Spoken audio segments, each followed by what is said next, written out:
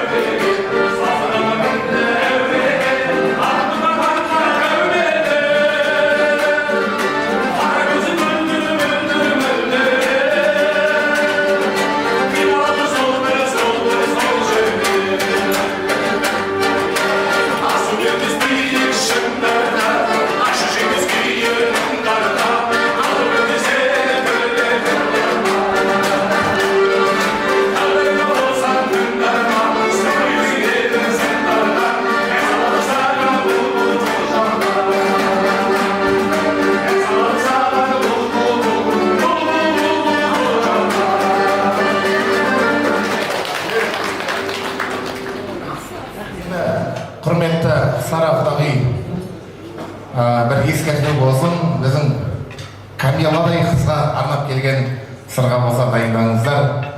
Және де тұтқына түке бола дайын ба? Камиланы қош жеңгезімен ортаға дайындайық. Қош жеңгезімен. Енді мына Құда деп айтуға ауыз бармай жатыр. Өйткені жоғарыда айттық. Құдайы қонақ деп қабылдап жатырмыз. дей тұрғанда осы сырғаны салып, еншілеп алып, тамаша бір Құда деп арқаны кеңге жайып тұрып бір әдемі тілек айтсақ деген ниет болып тұр ардақты ағайын. Сондықтан да енді осы сәтін салып, сабақ дене сәтімен деп бүгінгі Камила қызы қош жеңгезбен дәстүр бойынша ортаға алдырып,